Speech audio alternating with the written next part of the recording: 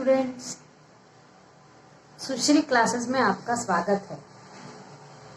आप वीडियो को like share बिल्कुल नहीं कर रहे हो, ऐसे में मेरा कैसे उत्साहवर्धन होगा।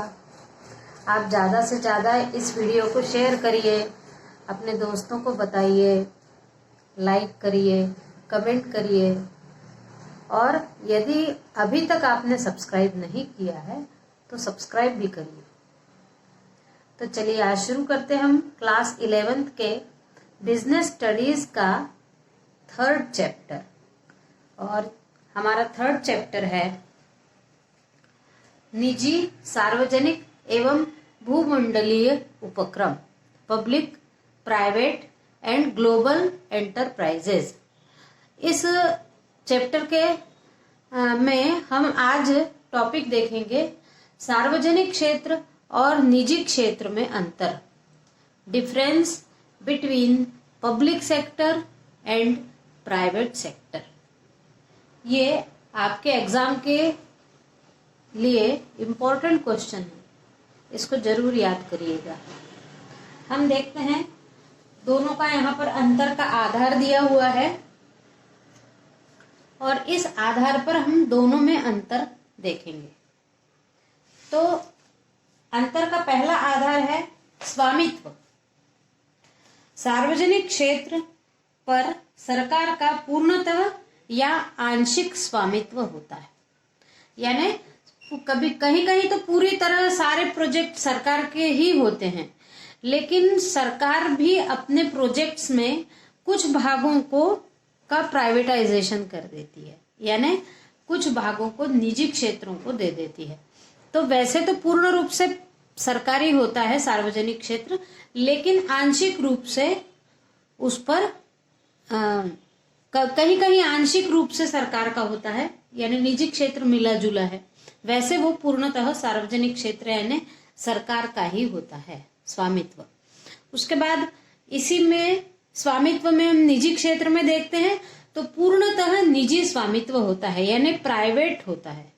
प्राइवेट यानी जिनका जो लोग पूंजी लगाते हैं उनका ही स्वामित्व केवल उस उपक्रम पर होता है। फिर दूसरा अंतर का आधार है उद्देश्य।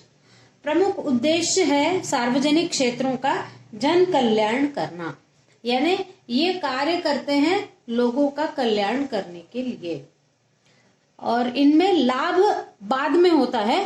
पहले समाज सेवा होती है, बाद में लाभ प्राप्त करने का सोचते हैं।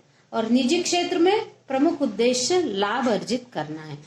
जो भी प्राइवेट क्षेत्र हैं उनका सबका मुख्य उद्देश्य लाभ कमाना होता है, जन कल्याण का ध्यान वो नहीं रखते। फिर तीसरा अंतर का आधार है वित्त व्यवस्था।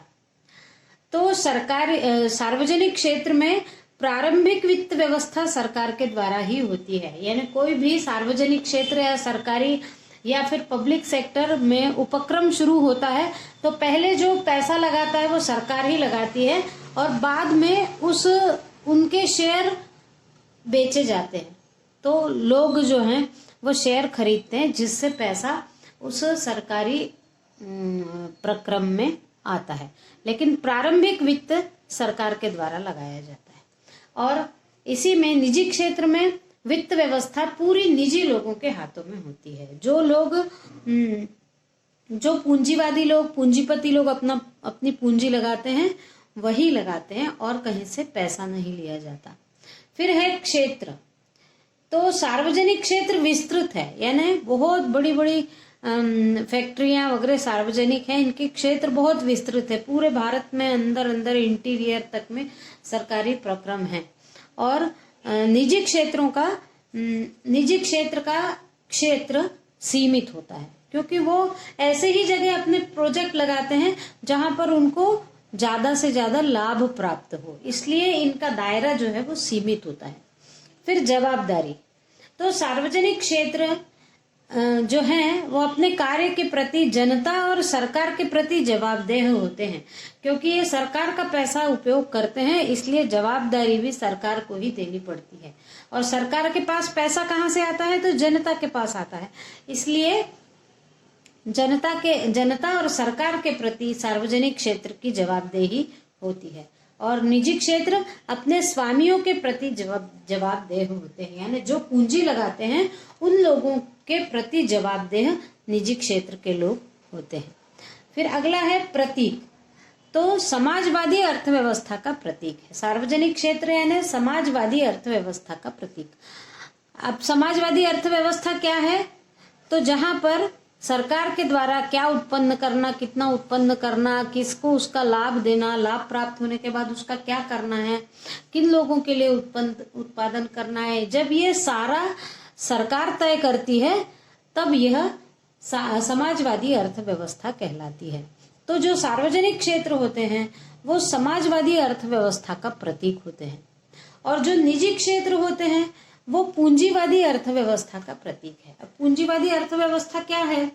तो कुछ पूंजीपति मिलकर अपना पैसा लगाते हैं और उस पैसे को इकट्ठा करके किसी प्रक्रम की शुरुआत करते हैं, और इनका एकमात्र उद्देश्य होता है लाभ अर्जित करना, और ये स्वयं तय करते हैं, जो पूंजी लगाते हैं वो तय करते हैं कि क्या उत्पादन करना, कितना उत्पादन करना है, किसके लिए उत्पादन करना है, लाभ का वितरण किसको करना है, वितरण करना है कि स्वयं रख लेना है। ये सारे निर्णय इनके खुद के अपने होते हैं, इसलिए ऐसी अर्थव्यवस्था पूंजीवादी अर्थव्यवस्था कहलाती है, और निजी क्षेत्र जो है वो पूंजीवादी अर्थव्यवस्था का प्रतीक है। उसके बाद अगला अंतर का आधार है व्यापार नीति। तो व्यापार नीति सार्वजनिक क्षेत्र में स्वतंत्र व्यापार नीति नहीं होती, यानी जो भी सरकारी सेक्टर में या पब्लिक सेक्टर में कार्य करते हैं वो अपना निर्णय स्वयं नहीं ले पाते हैं, क्योंकि ये पूरा सरकार के हिसाब से चलता है।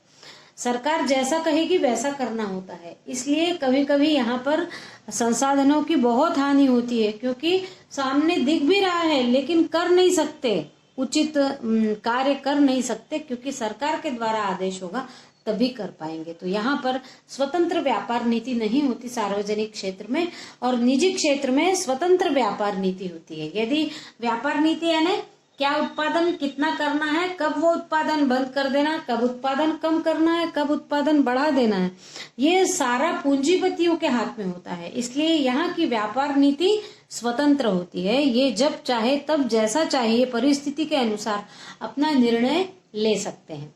उसके बाद है अगला अंतर का आधार भ्रष्टाचार। तो सार्वजनिक क्षेत्र में भ्रष्टाचार के कई अवसर पाए जाते हैं, जबकि प्राइवेट क्षेत्र में भ्रष्टाचार के न्यूनतम अवसर पाए जाते हैं।